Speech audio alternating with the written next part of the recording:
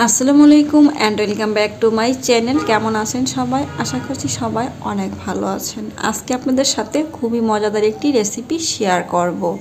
কাঁচা টমেটো দিয়ে ইলিশ মাছ রান্না। ইলিশ মাছ আমরা যেভাবে রান্না করি খেতে কিন্তু ভীষণ মজা হয়, আর ইলিশ মাছ আমরা সবাই পছন্দ করি। তবে এই শীতকালে কাঁচা টমেটো দিয়ে যে ইলিশ মাছ এত মজা হয় সেটা কিন্তু আমার আগে জানা ছিল না। যারা এভাবে রান্না করে কখনই খাননি, ট্রাই করে দেখবেন। আশা করছি রেসিপি ভালো লাগবে। আজকে এই রেসিপিটি সম্পূর্ণ দেখার জন্য অনুরোধ জানাচ্ছি। যারা গরম ভাতের সাথে মাছের তরকারি খেতে পছন্দ করেন, আশা করছি রেসিপি ভালো লাগবে। চলুন রান্না করতে শুরু করি। তো প্রথমে আমি চুলায় সরিষার তেল গরম করে নিয়েছি। আপনারা চাইলে সয়াবিন তেল দিয়েও রান্নাটা করতে পারবেন, তবে সরিষার তেলে ইলিশ মাছ রান্নাটাই কিন্তু বেশি মজা হয়। তারপরে ইলিশ মাছগুলো আগে থেকে লবণ, হলুদ এবং মরিচের গুঁড়া দিয়ে মাখিয়ে রেখেছিলাম, সেই মাছগুলোকে এখন ভেজে রান্না করছি। আপনারা চাইলে না ভেজেও রান্নাটা করতে পারবেন। তো মাছগুলো আমি চুলায় দিয়ে দেওয়ার পর দুই পাশে ব্রাউন কালার করে ভেজে নিব। তো যারা আমার এই চ্যানেলে নতুন আছেন, এখনও সাবস্ক্রাইব করেননি, অবশ্যই সাবস্ক্রাইব করে অল বাটনে ক্লিক করে রাখবেন। তো মাছটাকে দুপাশে ভেজে নিয়েছি। তারপরে মাঝখানে আমি মাছগুলোকে উল্টিয়ে দিয়েছিলাম। বেশি একটি ভাজবো না, হালকা কালার আসার পরে মাছগুলো ভেজে আমি নামিয়ে নিচ্ছি। চুলায় আরেকটি কড়াই বসিয়ে দিলাম। এবার আমি আবারও সরিষার তেল দিয়ে দিচ্ছি এবং দিয়ে দিব পেঁয়াজ কুচি।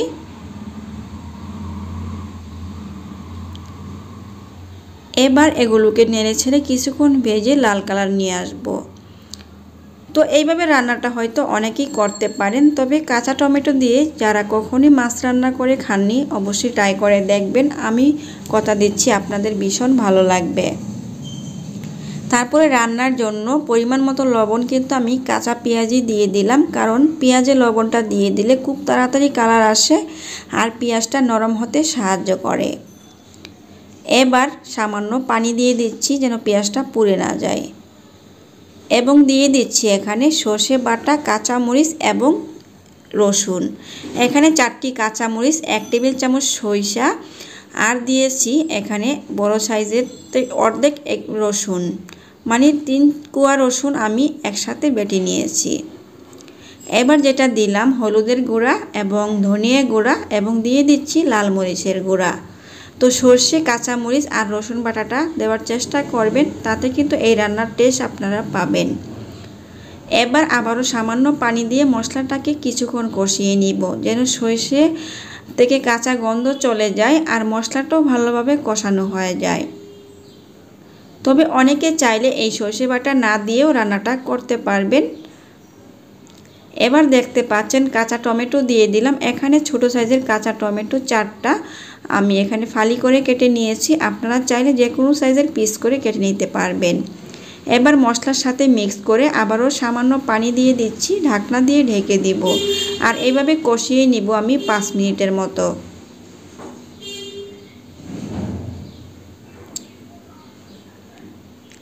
5 মিনিট কষানোর পর ঢাকনাটা উঠিয়ে নিচ্ছি। এ পর্যায়ে কিন্তু টমেটোতে কোনো রকমের পানি নেই, ভালোভাবে কষানো হয়ে গেল। এবার আগের থেকে ভেজে রাখা মাছের টুকরাগুলো দিয়ে দিচ্ছি।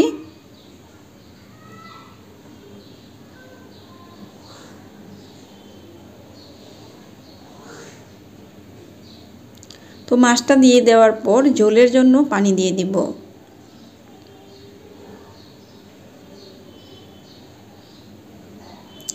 এই মাছটা আমি ঝোল করেই রান্না করব, তো এই জন্যই পানির পরিমাণটা একটু বাড়িয়ে দিলাম। আপনারা চাইলে কমিয়েও দিতে পারবেন।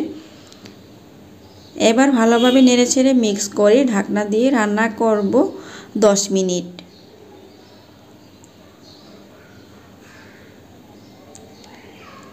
10 মিনিট পর ঢাকনাটা সরিয়ে নিচ্ছি। এ পর্যায়ে ঝোলটাও কমে আসছে আর রান্না কিন্তু হয়ে গিয়েছে। এই পর্যায়ে আমি নেড়েচেড়ে চেক করে নিচ্ছি যে টমেটোগুলো সিদ্ধ হলো কিনা। টমেটোটা সিদ্ধ হয়ে একদমই গলে গিয়েছে। এই পর্যায়ে আমি এই রান্নার টেস্ট আরেকটু বাড়ানোর জন্য বেশ কিছু ফ্রেশ ধনিয়া পাতা দিয়ে দিব। ধনিয়া পাতাটা দিয়ে দেওয়ার পর এবার ঢাকনা ছাড়াই আরও 2 মিনিটের মতো রান্না করব।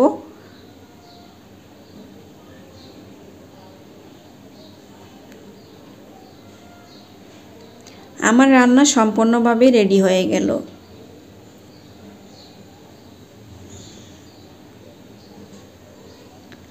তো আমি আরেকটু ঝোল শুকিয়ে নিচ্ছি, সেই জন্যই চুলায় বসিয়ে রেখেছি। এবার চুলা থেকে নামিয়ে নিয়েছি। এবার গরম গরম ভাতের সাথে এই রান্না পরিবেশন করলে এই রান্নার প্রশংসা আপনার সবাই করবে, কারণ এই রান্নাটা খেতে এতটাই মজা আপনারা ট্রাই না করলে বুঝতে পারবেন না। এখন যেহেতু শীতকাল, অনেক কাঁচা টমেটো পাওয়া যায়, এইভাবে একবার হলে রান্না করে দেখবেন। আর আমার রান্নাটা কেমন হলো কমেন্টস করে জানাতে আমাকে ভুলবেন না। তো রান্নাটি যদি ভালো লেগে থাকে প্লিজ একটি লাইক করবেন, আর নতুন হয়ে থাকলে অবশ্যই চ্যানেলটি সাবস্ক্রাইব করবেন। ধন্যবাদ জানাচ্ছি সবাইকে। আজকের মতো বিদায় নিচ্ছি। আল্লাহ হাফেজ।